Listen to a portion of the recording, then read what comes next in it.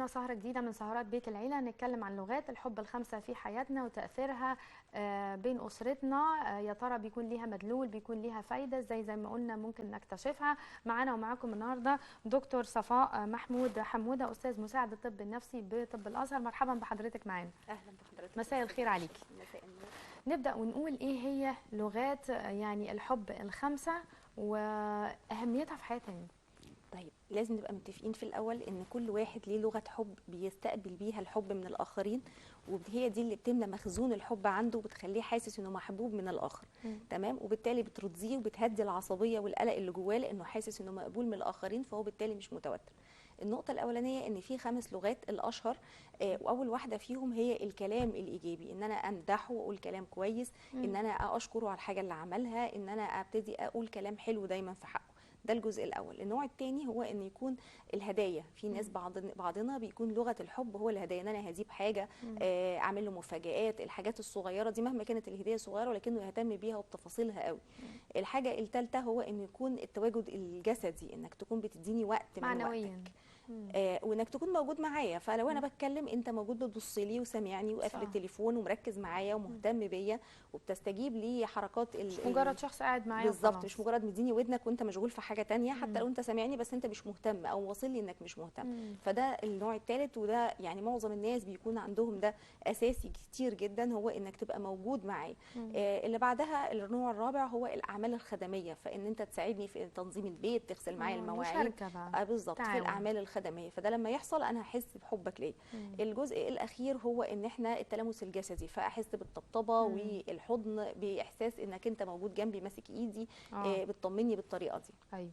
طيب اهميه يعني اللغات الخمسه دي، هل في واحده اهم من الثانيه او في ترتيب لوجودهم في حياتنا؟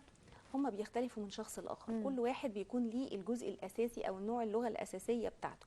فبعض الاطفال حتى نلاقي ان هو بيحتاج قوي ان مامته تطبطب عليه وتبوسه وتحضنه، ويزعل قوي لما تضربه او تخبطه خبطه صغيره، دي اكتر حاجه بتضايقه. بعض الاخر الكلام هو اللي بيأثر فيه جدا، لو ضرب مش مهم ما بتفرقش معاه، لكن الكلام لو اتقال له انت فاشل او انت انا ما بحبكش او انا زعلانه منك، الكلام ده هو اللي بيوجعه قوي. فده بيبقى لغته الاساسيه هي الكلام اكتر من انه يكون التلامس مثلا الجسدي.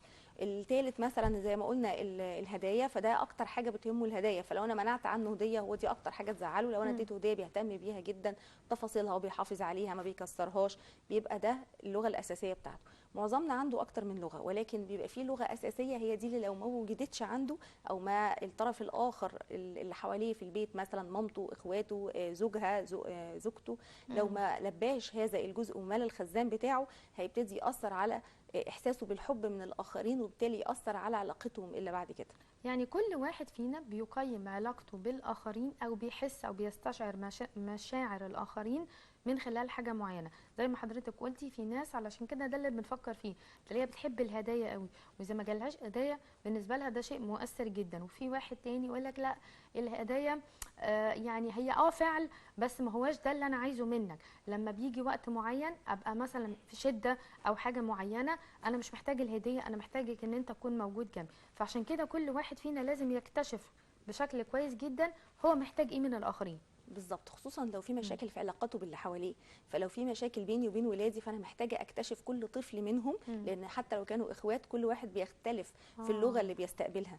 فانا محتاجه اعرف مين او كل واحد فيهم اللغه الاكثر تاثيرا فيه، عشان اقدر ان انا اكافئه بيها واقدر ان انا اعبر عن حبي ليه بالطريقه دي. دي نقطه مهمه قوي يا دكتور صفاء، ان 3 أو 2 اخوات لكن كل واحد فيهم احساس مختلف خالص. طبعا لان الوضع بيختلف طبعا لشخصيه الفرد نفسه، بيختلف طبعا لجيناته، طبعا لظروفه وترتيبه جوه الاسره. بيبقى الاولاني مثلا ممكن يبقى الاولاني عصبي، الثاني اهدى، وهكذا. فبالتالي كل واحد مختلف، وبالتالي لغه الحب تختلف. فانا كأم محتاجه ابقى اعرف واتعلم لغه حب بتاعت ولادي، واشوف ايه اكتر حاجه بتهمه عشان احسسه انه مقبول، وابتدي ثقته في نفسه تبقى اعلى، ويبقى اكثر اطمئنانا وقلقه يقل، ويحس انه هو مقبول ومحبوب في بيته. وبالتالي برضو لو احنا كابل او زوجين فاحنا محتاجين نبص على اللغه دي، لان هنلاقي معظم مشاكلنا مع بعض هو انها بتقول انت بتبقاش موجود لما بحتاجك، وبالرغم من كده هو بيعمل الحاجات التانية، هو بيجيب هدايا، هو بيقول كلام حلو، هو مثلا بيساعدها في شغل البيت، بس مش ده اللي هي عايزاه، هي مستنيه الجزئيه دي. فكل الناس حواليها هنلاقيهم بيقولوا لها طب ما هو راجل زوج مثالي، ده بيعمل لك كل حاجه. التانيين هي دي لغات حبهم. فانا نفسي يساعدني في غسيل المواعين وما بيساعدنيش، انت جوزك بيساعدك، هو في ايه؟ احمدي ربنا. لكن هي في جزء معين هي مستنياه ولا تحصل عليه. الاساسيه. عشان كده تظل قلقانه وتظل حاسه ان احنا مش في بينا مشاكل وقفله على الواحده، او هو العكس هو قفلها على الواحده، لان في جزء معين فارغ، وهذا الجزء هو اللي محتاج يتملي تحديدا، لان دي اللغه الاساسيه للحب لهذه الزوجه. هو انا مش فاكره الحقيقه اسم الفيلم، بس كان في تقريبا فاكره حضرتك الهند صبري لما كانت بتستنى من عايزه جوزها. ورد يا ابراهيم. ايوه، هي فعلا بقينا نضحك بعد ما الفيلم خلص. هو جاب لكل بنت منهم احساسها بالاخر ومطالبها واحتياجاتها من الاخرين عامله ازاي. فهي كزوجه كانت بتحس انه لو جه بسطها وجاب لها الورده وجاب لها الشوكولاته، هو احساسها كده هتكون مبسوطه منه، راضيه عنه، هترضى عنه. ايوه، هي دي النقطه، هتحس انها راضيه، انها محبوبه منه، فتقدر تملى خزان الحب بتاعها، فتقدر تديله هو كمان حب، وتقدر تتعامل في البيت بحب وبهدوء، بدل ما انها عصبيه ومشدوده وعلى اعصابها طول الوقت. الحب عطاء ولا انا باخد اكتر مادي، ولا بيمشي ازاي؟ طيب نتفق على حاجه. بعض الناس بتقول بس انا ملياش في الكلام العاطفي، مراتي اللغه الاساسيه بتاعتها الكلام، بس انا ما بعرفش اقول كلام. تتعلم تقول كلام. ليه تتعلم تقول كلام؟ علشان دي لغتها الاساسيه، والحب اختيار. فانا بحبك، انا هختار ان انا اريحك، مش لازم كل حاجه هريحك بيها هتسعدني انا او هتريحني. يعني انت ممكن ما تطلب منها انها ما تقولكش انت كلام حلو، انت ده ما يفرقش معاك، ولكن هي ده يفرق معاها، فيا ريت تبذل مجهود في انك تديها اللي بيفرق معاها. فبالتالي احنا الحب اختيار. انا بحب فلان، فانا هختار ان انا اريح فلان، فانا هبذل مجهود علشان اريح فلان. اخترت ان النهارده يبقى يوم سعيد، فانا هصحى الصبح هقرر ان انا مش هنكد النهارده، هنسى اخطاء الماضي. دي نقطه مهمه بقى جدا نحب نعلق عليها، ان الناس اللي بيبقى فيه طبعا في معظم العلاقات بيبقى فيه خيانات، في قفشته بيكلم واحده مش عارفه هو لقاها بتتباسط شويه مع زمايلها، الحاجات دي احنا بنقف عندها، وبعدين بنفضل طول الوقت احنا مكملين خلاص، وكان قررنا ان احنا هنكمل وانا مسامحاك، ولكن بالرغم من كده طول الوقت بنجيب سيره النقطه دي في حياتنا وفي علاقتنا. او ان هو كان في موقف ندل معاها مثلا، وكانت تقصدي ان هي سامحته ورجعت الامور وعادي خلاص واحنا مكملين، بس احنا هتفضل نكمل مركزه على النقطه دي. بالظبط. النقطه دي بتفكروا بيها كل يوم، او ان هو كان في موقف مش موجود مثلا، او كان يعني ما عملش الافضل في حاجه في حياتهم، ولكن طول الوقت هي بتفتكر النقطه دي. احنا محتاجين ان احنا اخطاء الماضي هي مش هتتصلح خلاص، ولكن احنا قررنا نكمل، فاحنا هنسيبها ورانا، مش هنقعد نفكر نفسنا بيها كل شويه لغايه ما تتحول الى تاريخ، وبعد ما تبقى تاريخ نقدر ان احنا نعيش اسهل من غير ما نقعد نتذكرها. يعني لو رجعنا وسامحنا نعمل ايريزنج للنقطه دي خالص زي ما حضرتك مش هنعرف نعمل ايريزنج، يعني مش هنعرف نمسحها بالاستيكه، نتناساها، ولكن ايوه نركنها على جنب وما نقعدش نفتكرها كل شويه ونذكرها في افعالنا وفي حياتنا اليوميه. ده هينغص علينا معيشتنا طبعا، ومش هيوصلنا لحاجه. انت سامحتي بقى واديتي فرصه كويسه، يبقى تمشي في الاطار. لو حصل بقى تاني يبقى خلاص بقى، يبقى انت كنتي في المره الاولانيه مش محقه في مساله الرجوع او المسامحه يعني. تبع بقى للظروف بتاعت المره الثانيه، ولكن احنا بنتكلم في ان مجرد ما انا قررت اني هكمل، وان انا مختاره اني بحب الشخص ده ومكمله معاه، فانا محتاجه اتناسى اخطاء الماضي ايا كانت الاخطاء دي. كيرف الحب لازم يبقى ثابت، يعني اوصل لمعيار معين او لدرجه معينه نوصل فيها لثبات، ولا كل يوم يفضل يعلى يعلى يعلى طالما انك انت عندك عواطف جميله جدا، كلمات بقى، افعال، مواقف، سلوكيات، تدعيم، ايا مكان بقى، طالما انه كده كل يوم يفضل الحب ده، مش زي ما بنقول هيمر سنه وسنتين وثلاثه هنحس بشكل اعتيادي للحياه. طيب دي نقطة مهمة جدا. في حاجة اسمها الحب اللي هو اللي في الأول بقى بتاع البدايات وفرحة البدايات. ده سؤالي قوي قوي، وبعدين نحس قوي قوي بالظبط، قوي قوي، لأن احنا في بينا انجذاب شديد، انجذاب جسدي وانجذاب روحي، واحنا عايزين نبقى مع بعض، وفي دوبامين طالع وادرينالين طالع، والادرينالين ده بيعمل ضربات قلب سريعة ورفرفة وفلاشنج كده، او احمرار في الوش لما بشوفك، وبعرق ورعشة والكلام الجميل ده كله. ولكن انا ما اقدرش اعيش حياتي كلها بالادرينالين ده، والا انا جهازي العصبي هينهار. فبالتالي بيتحول الحب بعد شويه، الدنيا بتهدى واحنا بنبقى مع بعض في بيت واحد طول الوقت، فالدنيا بتبتدي تهدى والمشاعر تهدى، فالناس تظن ان احنا كده الحب انتهى. هنا بقى النقطه الاساسيه، ان احنا الحب ما انتهاش، ولكنه تحول بقى الى المفروض موده ورحمه، زي ما القران بيقول لنا ان احنا المفروض يتحول الى موده ورحمه، لان دي عشره ومحتاجه الدنيا تهدى شويه. هل هيزيد ويقل؟ هيزيد ويقل، وممكن ان احنا نملى خزانات الحب بتاعتنا وبتاعت الاخر بالحاجات اللي بتملاها بلغه الحب بتاعته، فنقدر نعيش في سعاده مستمره. ولكن هنا في نقطه مهمه، ان احنا بنختار كل يوم تاني ان انا هعيش النهارده سعيد، ان انا النهارده هملى خزان الحب لزوجتي، فبالتالي هي هتعكس ده عليا وهتملى لي هتملي الخزان الحب بتاعي وهنفضل نعيش في سعاده متصله. هنا بقى بعض الاشخاص بيوصل لمرحله مع زوجته ان هو حاسس انه مش محبوب، هو مش مهتم يملى لها الخزان، وهي كمان فقدت الشغف وفقدت الامل انها تملى له الخزان، فنلاقي انه ابتدى يدخل في علاقات خارج اطار الزواج. بعضهم ومعظمهم بيستسهل انه يدور على علاقه خارج اطار الزواج. العلاقه حد تاني يساعده بقى. ايوه، هو هنا مش بيدور على الشخص الاخر كبني ادم يتجوزه، هو بيدور على انه يحس بالحب، الجزء المفقود في حياته بالظبط، انه يحس بالحب. فلو شلنا سين وحطينا مكانها صاد مفيش مشكله، المهم انه يحس بالحب. وبالتالي دي بقى الخدعه اللي بيقع فيها معظم الازواج، ان هو بيلاقي ان خلاص انا ارتبطت بعلاقه عاطفيه. او الزوجات العكس بقى، انها تحس ان جوزها مش مهتم بيها، مشغول عنها، فهي اعتادت على ان في السنوات اللي فاتت في نوع من الاهتمام مش موجود، بتملاه بشكل ما خارج الاطار خالص. فتبقى النتيجه هنا ان هو ممكن ينهي زواجه الاولاني على العلاقه الثانيه دي، لانه بيظن ان هو ده الحب الحقيقي اللي هو لقاه، ولكن دي فرحه البدايه الثاني زي المره الاولانيه. وانت هنا انت مش بتدور فتره معينه، وانت بتدور على احساس انك محبوب، مش الشخص نفسه الثاني ده. عشان كده حتى احتمالات الطلاق في الزواج الثاني بيصل الى 60%، وبيعلى تاني في الزواج الثالث بيصل الى 80%. فاحتمالات الطلاق بتعلى، بتتزايد بالرغم من ان المفروض انا كده انضج، انا عرفت انا عايز ايه. لا، ده ما بيحصلش، لان في الاخر دايما نقول ما وفقش في حياته الاولانيه، فالاختيار الثاني اصوب واصح من الاختيار لو بيختار وهو منفصل، مش بيختار وهو خلال علاقته بالاولانيه. يعني لو هو انفصل وقعد وقت منفصل هنا الاختيار صح، لانك انت عندك بقى ايه الاوبشنز اللي انت تختار وليه ويقارن. بالظبط، لانك بتختار زوجه الحياه كامله. لكن الاولاني في مقارنه وبيختار الحته الناقصه بس، دي اللي مركز عليها وبيهايلايت عليها وبيدور عليها، انه يحس انه محبوب. مش بيدور على زوجه كامله تعيش معاه البيت، هو البيت اوريدي مفتوح وفي واحده موجوده وشايله الولاد، فهو بيدور بس على الحته اللي ناقصاه، فبالتالي بيخرج خارج الاطار علشان يجيب الحته دي. فلو تم الزواج العلاقه دي ما بتستمرش كتير، لان هو كان في حاجه معينه بس بيملاها.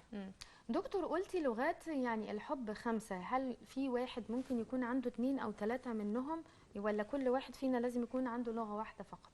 معظمنا عنده كذا لغة، ولكن في واحدة رئيسية، يعني دي اللي أساسية عنده. في ناس عندها 2 وأكتر، ممكن يبقوا هم الأساسيين أو بيتساووا في الأهمية عند هذا الشخص. فمثلا الكلمات مثلا مع التواجد، الاتنين مهمين جدا، فهي تحس إنها محتاجة تسمع الكلام وفي نفس الوقت تبقى متواجد ومديني وقت.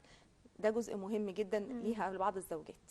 الخذلان بقى، الحاجات دي مطالب، احتياجات، رغبات في شكل زي ما انتي قلتي بقى، كلمات، افعال، اقوال، تصرفات. لو حصل خذلان لاي حاجه من الحاجات دي كلها، هل ممكن ندي فرصه مره واثنين وثلاثه، ولا في ناس بتبقى طماعه بطبيعتها، بتبقى بالنسبه لها ما عملتش ده وقعت مني خلاص؟ غالبا وناس كتير بتدي فرصه واثنين وثلاثه، وبنقعد نتكلم مع الاخر.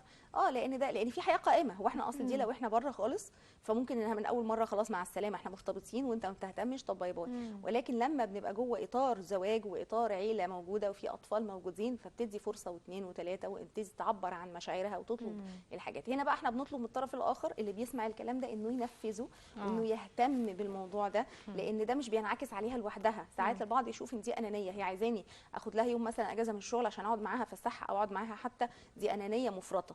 في حين ان احنا لو بصينا لها، طب ما انت لما هتعمل ده هي ما تنبسط، هي كمان هتسعدك، وهتبقى الدنيا بينكم هاديه والعلاقه مستقره. بعض الناس بيبقى افقها ضيق قوي، انه بيبص على الحته ان انا هدي واخد ايه قدام ده. هو انت اوتوماتيكي هتاخد، بالظبط، بيحسب انا هديها ده امال هاخد ايه. هقول لها مثلا كلام حلو، لا هي هتتمرع عليا لو قلت كلام حلو، او هتتعود عليه. ولكن انت محتاج تملى الخزان بتاعها، فينعكس ده عليك بانها تملى الخزان هي كمان بتاعك. يعني التأثيرات الإيجابية أو الحلوة للغات الحب مش بس على الزوج والزوجة أو الأم والأب، ولكن كمان بتمتد وتوصل للأطفال. يعني الحياة كلها تستقيم زي ما بنقول. بالظبط، الحياه تستقيم، مشاكلهم تقل، التوتر عموما ممكن ما يبقاش فيه مشاكل، ولكن زي ما نقول كده الحرب البارده، ان احنا قاعدين مش طايقين بعض، فانت الكلمه انا هطنشها او هقف لك على الواحده، او انت انا اقول كلمه فانت نفس الوضع، وهكذا.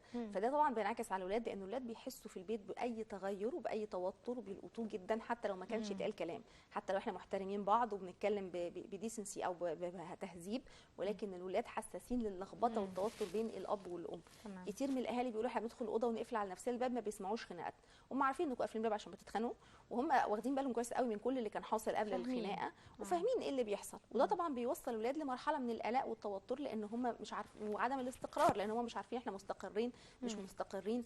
ده فلانه نعرفها وباباها سابها مثلا، زميلتنا في المدرسه، ده هيحصل معانا ولا مش هيحصل. فابتدي نلاقي ان ابتدى يبقى في توتر في الاولاد، وينعكس طبعا على ادائهم الدراسي وعلى يعني استقبالهم لاي حاجه بعد كده. دكتور، يعني بنشوف انه دايما المرأة دايما يعني احساسها بحاجات كتير جدا في حياتها بيبقى مرتبط بالجانب الحسي او العاطفي او المعنوي قوي. زي ما حضرتك قلتي، لو اتجابت لها هديه ات مينز ان انت بتحبني. لو مثلا اهتم بيوم عيد ميلادها، لو اتنسى يوم العيد ميلاد يبقى هو نسيني.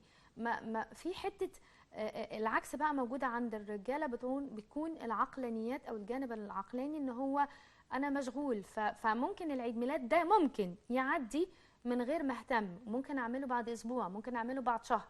لكن هي بتبقى مع الحاجه بالنسبه لها لما تتعمل النهارده لا غير لما تتعمل بعد اسبوع، غير لو ما اتعملتش يبقى ده معناه عدم اهتمام. يعني فكره ان هي ممكن بقى احنا عايزين نقلب بقى الصوره او الايه، وزي ما بنقول هي اللي تعمل الحاجه دي. عادي جدا انه لو جه عيد الجواز وهو نسي او ما عملش الاوكيجن اللي انت متخيلاها، ما خرجتيش الخروجه، ما حجزت في مكان تسافري فيه، فكري انت تهتمي. يعني اقصد اقول مش لازم دايما، يعني بنراعي برضو انشغالات الرجاله، وانه الجانب العاطفي هي ما بتبقاش فاهمه الست قوي الحته دي، صح؟ هو في نقطة، الستات أصلا يسيطر على تفكيرها معظم الوقت، والأكثر نضجا هو فص المخ الأيمن، وده مسؤول عن المشاعر والتعبير اللفظي واللغوي ونضج اللغة. فنلاقي البنات الصغيرين بربنت بتتكلم كويس قوي، والولد اللي قدام ما بيعرفش يتكلم من نص الكلام بتاعها، وتحكي حدوته وتوديكي وتجيبك وتعمل كل حاجة، ومشاعرها اوفر كبنت، وهي صغنطوطة، يعني مفيش حتى هرمونات الأنوثة حاصلة، ولكنها يعني عندها هذا الجزء من المخ أكثر تطورا، فالمشاعر أصلا مسيطرة عليها. عكس الولاد اللي هو معظم السيطره بتكون من الفص الشمال، والفص الايسر ده بتاع العمليات المنطقيه والحسابيه والعقل والثبات شويتين في المشاعر. فعشان كده نلاقي والنشاط الفيزيكال او الحركي، فنلاقي الولد يتحرك ويعمل حاجات جسديه اكتر، لكن ممكن يكون ما بيتكلمش او كلامه على الهادي وقليل، لان الجزء ده اكثر نشاطا عنده من البنات. علشان كده لازم نبقى فاهمين ان في اختلاف ما بين الراجل والست في حاجات كتير، والنقطه دي اساسيه علشان نتفهم ان احنا نراعي بعض في فكره ان احنا لو هو ماشي كويس وبيعمل حاجات كتير، بلاش نبقى يعني يكفرنا العشير زي ما بيقولوا، نقف على الصغيره ونقول يبقى انت ما عملتش. ولكن ممكن نقسم المهام في حوار لو مناسبه مشتركه زي الجواز، ان احنا حد هيحجز او حد هيجهز الدنيا والتاني بالزبط. بس التاني بقى يتفاعل، يعني ان هو يتفاعل ويفرح، مش ايه اللي عملتيه ده، مثلا عندي شغل ازاي بتعملي كده انا مش فاضي او كده. لا دي تبقى مشكله تانية. احنا بنعالج المشكله الاولانيه ان انت نسيت ما اهتمتش واجلت الموضوع، وبنقول كنت ناوي. لكن لما بقى يقابل الحدث بقى كده بجفاء بقى كده وقسوه كده، ده موضوع تاني خالص. موضوع تاني بس للاسف موجود ومنتشر. يعني انت بتتكلمي عن بعض الصور وبعض النماذج اللي ممكن نكون بنشوفها في حياتنا اليوميه وحياتنا الاسريه، ما نقدرش ننكرها، بس ده صعب شويه، صح؟ هو المشكله ان في ناس كتير بعد ما بتتجوز بتشوف ان كده خلاص احنا سيتلد، وانا عملت بذلت مجهود في الخطوبه كفايه وخليتها تحبني ووصلنا للمرحله دي، خلاص كده يعني ميشن اكمبليشد او المهمه انتهت. فاحنا خلاص كده بقى انت زوجه وام دلوقتي، ما تطلبيش اي حاجه، لا تطلبي حب ولا مشاعر ولا بتاع، احنا عايشين كويسين كده وخلاص. كل واحد يلف في الساقيه بتاعته، انت مع الاولاد والدنيا وانا مع شغلي، يبحث عن الجديد او حتى ما بيبحثش، بس هو ماشي كده وخلاص، مش فارق معاه. ولكن مش واخد باله ان الطرف الاخر ليه احتياجات، ان حياتك انت هتبقى اسعد لو اهتميت بالطرف الاخر. الدنيا الحب مش هتبقى هي اللي حاسه انها محبوبه لوحدها، ولكن ده ينعكس على البيت كله، وانت من اول الناس اللي هتحس بالفرق ده. ايوه. في حاجتين عكس بعض عايزين نتكلم عنهم في كبت المشاعر، انه حد دايما يقول ما اقولش، او لو قلت يقول بحسبان قوي، وتلاقيه بيفكر قوي وعنده حسابات، سواء ست او راجل. يعني هتلاقي النوعيه دي، بس مش عايزين نقول ان هو راجل فقط، ستات برضه. وفي نوع تاني مفرط في المشاعر، الافراط بقى في المشاعر، انه هي عماله على بطال او هو عمال على بطال. في نماذج من ده وفي نماذج من ده، علشان برضه نقول ان الرجاله مش عقلانيين قوي، لا في منهم اللي بيحب قوي ومعطاء قوي وبيضحي قوي. يعني لازال النماذج دي قليله بس موجوده في المجتمع. بالظبط، هو كل قاعده وليها شواذ. الاثنين دول صعبين، يعني لا ده صح ولا ده صح، مش كده؟ هو الاوفر دايما صعب، سواء اوفر في الكبت او سواء اوفر في التعبير، لان ده بيضغط على اعصاب الطرف الاخر. فلما تبقى انت كابت قوي ومش قادر تتكلم وما تعبرش، ده بعض الناس عندها افكار ان لما هتكلم واقول لها ان انا بحبك همرعها، او انها هتطمع او هتتعود على كده وانا مش عايزه اعودها. فاحنا هنا محتاجين نغير هذه الثقافه، وانك انت تبتدي تشوف لغه الحب بتاعت زوجتك ايه عشان نقدر نتعامل كويس. على الطرف الاخر ان في ناس اوفر في التعبير عن مشاعرهم والحب الزياده والكلام الزياده، وساعات ما تبقاش دي لغه الحب اصلا الطرف اللي قدامك، فهي مش فارق معاها كلام الحب، هي عايزه مثلا افعال خدميه، هي عايزه تواجدك انت اصلا، هي مش فارق معاها كلام تعاطف منك بالظبط. هي شايفه كلام ولكنها مش شايفه حاجه قدام، يعني هو دي مش لغتها، فانت ما بتملاش الخزان اصلا، بالرغم من انك بتقول كلام كتير ولكن الكلام ما قداموش الافعال او الجزء الثاني اللي يهمها هي كزوجه علشان يملا الحب بتاعها. في معوقات ممكن تخلي الوسائل او اللغات الحلوه بتاعه الحب اللي اتكلمنا عنها ما تنتشرش بين افراد اسرتنا، زي مثلا الانشغال. دلوقتي بنقول دايما ان الست والراجل بتشتغل على طول منشغلين، نسبه الوقت اللي بيقضوه في البيت قليل قوي. وسائل التواصل الاجتماعي دلوقتي والانترنت اخذت مننا ومن حساباتنا كتير جدا، هي وهو والاولاد مشغولين، ما بقيناش بنلاقي بعض الا في الويك اند، وحتى لما بنلاقي بعض بيبقى دايما بشكل فردي، كل واحد عايش في عالم منعزل كده. فهل في مشاكل او معوقات تخلي الوسائل دي ما تنتشرش؟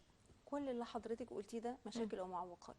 احنا بنختار نوفر الوقت اللي نعمل فيه ده، زي ما في وسائل تواصل اجتماعي وفي واتساب وفي ابلكيشنز كتير ممكن نبعت عليها رسائل، فانا ممكن ابعت رساله خلال يوم الشغل مرتين 3 عادي جدا ونتواصل. يعني في بعض الناس تقول ما اقدرش اكلمك اصل، او ما اقدرش اكلمك انت مشغول طول الوقت، ما فيش مشكله، بس اكيد خلال الوقت بتاع الشغل اليوم الطويل اكيد مسك الموبايل واكيد شيك على الميل بتاعه، اكيد ممكن يبعت رساله في لحظه مش هتاخد منه يعني دقيقه حتى، فبالتالي اللي عايز يعمل حاجه بيعملها، دي نقطه اساسيه. يعني فكره لما تقول له اي ام هير، او هو يقول لها انا موجود، او صباح الخير او صباح النور، خلصت شغل خلصتي شغل، دي في حد ذاتها تواصل، ده في حد ذاته تواصل. او في وسط اليوم وحشتيني، او يبعت لها نكته، او هي تبعت له نكته، او صوره ليهم سوا. في كذا طريقه ممكن نعرف الاخر ان انت على بالي وان انا مش مشغول تماما عنك، حتى لو ده كانت حاجه ارتفيشال او حاجه مصطنعه ان انا عملت ده، بس مره في مره هتبقى فعلا على بالي، وده ميعاد الرساله اللي هبعتها لها فانا هبعتها لها، وده هيفرق جدا مع الطرف الاخر وهيفرق في علاقتكم جدا. للاسف انت بتعمل ده لو دخلت في علاقه جديده وهتعمله طول اليوم وهيبقى عندك الوقت تعمل ده، وكنت بتعمله زمان في الخطوبه وزمان واحنا مرتبطين، كنت بتعمله، كنت بتعرف تجيب الوقت، ولكن هي فكره ان انا مطمئن خلاص كل حاجه انتهت، احنا اتجوزنا والقصه النهايه زي ما بنقول، حتى كل الافلام كانت تنتهي بان هم اتجوزوا، ده هي دي البدايه، احنا كده بدانا حياتنا بالظبط، احنا بدانا حياتنا وبدانا نتعلم نعرف بعض وبدانا نتعامل مع بعض وبدانا نحط النقط على الحروف بقى، لان في اختلافات فرديه محتاجين يعني نظبطها، نقبلها، نغير فيها، نعدل فيها، في حياه بدات مش نهايه ابدا. فهي دي النقطة، ان انا ممكن اجيب وقت ضروري يبقى فيه وقت مشترك بين الزوجين، حتى لو ساعة بالليل بعد ما يجي، ان احنا هنقعد الوقت ده نعمل حاجة مشتركة، نتفرج على فيلم، نلعب ماتش بلاي ستيشن، نقرا حاجة سوا، نتكلم عن يومنا، انت تقول 3 حاجات في يومك وانا اقول 3 حاجات في يومي حصلت، يبقى في تواصل، وفي الوقت ده احنا بنتكلم بس مع بعض علشان نقدر ان احنا يبقى في بينا لغة مشتركة بتتكرر كل يوم، فنقدر نبقى قريبين من بعض، مش كل واحد في جزيرة منعزلة وبعدين نفقد الروابط اللي ما بيننا.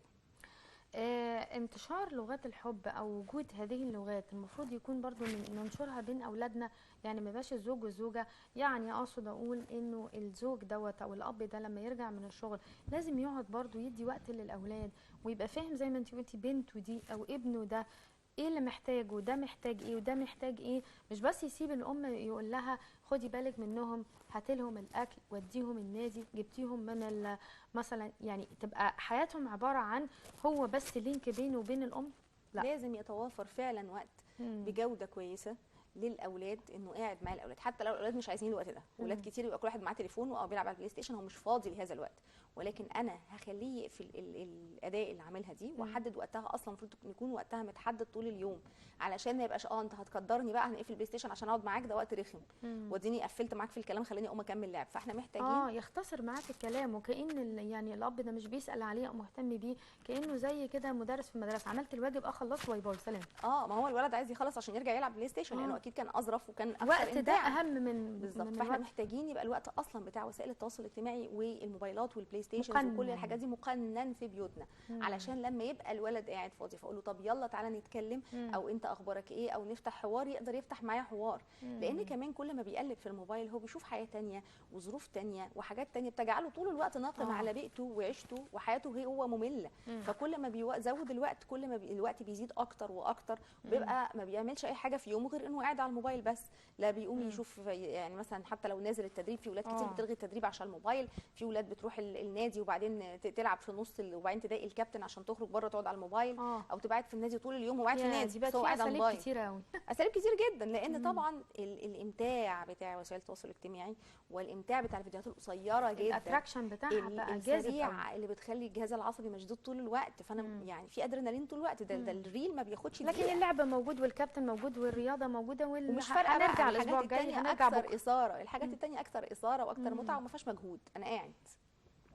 لما شمل الاسره اختلف عن زمان ومحتاجين ان احنا نرجعه تاني زي ما حضرتك قلتي، يوم او يومين، ساعه او ساعتين، بشكل يومي بشكل اسبوعي. لازم الاب يلم الاسره من تاني ويقعد معاهم تاني ويفتح موضوعات، حتى لو موضوعات بلاش تتعلق بالدراسه، اللي هو نظام انت عملت ايه في الدرس، اخدت ايه، ذاكرت ما ذاكرتش، انت جبت درجات كويسه، طيب انا عايزك تجيب درجات. يعني ما تبقاش حياتنا هي عباره عن 1 2 3. مفترض يرجعوا كده زي زمان، يطمئن عليهم. دي حقيقه، ده ضروري جدا. وزي ما حضرتك تفضلتي كده الاب، لان كتير بيشوف ان دي وظيفه الام، لا. هي تقعد مع العيال وهي تطمن على العيال، وانا هاجي اشيك وامشي، وتليفون. او اقعد في جنب ماسك الموبايل بقلب فيه. انا عرفت من التليفون قالت لي كذا كذا، اعتبر ان خلاص واجبات وانتهت بكده. بالظبط. او ما يسمعش الحدوته من طفل، حتى لو طفل بيقابله بحب وعايز يحكي، هو مش هيسمع الحدوته، ما انا سمعتها من ماما خلاص ما هي قالتها لي. فاحنا هنا جزء مهم ان لازم التواصل يبقى بكل الصور، يبقى كل يوم ولو ساعه، يبقى اخر الويك اند ولو يوم حتى في الاسبوع، يوم كامل مع بعض احنا قاعدين بنعمل فيه نشاط مشترك. الساعه دي مش لازم ان انا اقعد اسال عن البلاي عمل ايه في الدراسه والكلام ده، ولكن ممكن اساله عن اصحابه واخبارهم ايه، احكي لي عملت ايه في يومك، استمتعت في التدريب النهارده ولا لا، ايه المواقف اللي حصلت في التدريب بساطتك، انت ليه مش بتحبه، عملت ايه في يومك، نفسك تلعب هوايه تانية او تروح حاجه تانية. طب لو عايزين نسافر الفتره الجايه، تقترح ان احنا نسافر فين، او العب مع ابني حتى ماتش بلاي ستيشن. ما هو يشاركوا حتى في نشاطه، لان ابهات كتير بتلعب بلاي ستيشن بس بيلعب مع اصحابه ما بيلعبش مع الولاد. شارك ابنك حتى في اهتماماته، لو هو بيلعب بلاي ستيشن مثلا وبيتكلم في الكوره، اتكلم معاه في الكوره وشوف الاهتمامات بتاعته فين وتعرف عليه وقرب ليه، علشان بعد كده بنيجي بقى في مرحله المراهقه نشتكي ان الولد في لوحده ومنفصل وانا ما اعرفش عنه حاجه وانا عايزه اعرفه دلوقتي واصاحبه دلوقتي. طب ما هو احنا الصحوبيه بتبدا من واحنا صغيرين، ان في تواصل طول الوقت، مش بنيجي بقى وهو كبير اقول انا عايزه الحقه بقى لان هو خلاص بقى راجل كبير منفصل عني. قلتي حاجه مهمه جدا في بدايه هذا اللقاء، قلتي انه الخناقات دلوقتي بيفهمها كويس قوي الاطفال، يعني حتى لو ما زعقش، حتى لو ما امتدش زي ما بنقول ايده عليه، حتى لو ما فيش لفظ او قول اتقال، فهم هيفهموا بطريقه ما انه في خناقات، وراحوا الاوضه وقفلوا على نفسهم. احنا هنفترض زي ما كل الخبراء كل المتخصصين، ابعد تماما وما تنقلش الحاله دي لاولادك. المفروض بقى انها يبقى في النقاش ده بره خالص نطاق الاسره، يعني نخرج في نادي، نخرج في مكان نقعد فيه، بحيث ان احنا الاولاد ما يظنوش او ما يفتكروش او ما يسمعوش اي حاجه مننا.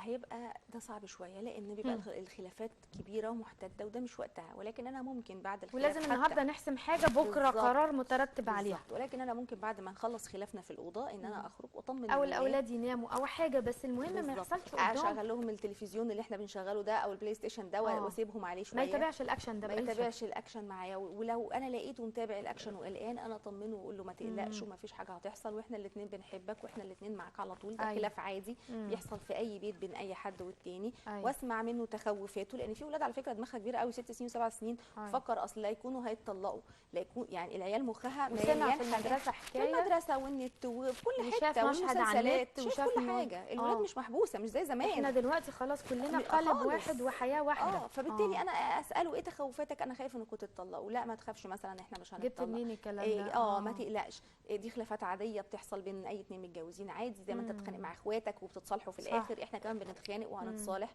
ومش كل حد بيتخانق يبقى هيسيب البيت ويمشي، ما تقلقش الوضع بسيط. يعني ما نعزلهمش ما نفصلهمش تماما عن حياتنا، بالعكس نخليهم يشتركوا معانا بس بقدر صغير حسب عقولهم. كل ما كان الطفل قلقان ومركز قوي كل ما انا محتاجه اطمنه واشوف تخوفاته ايه وارد عليها.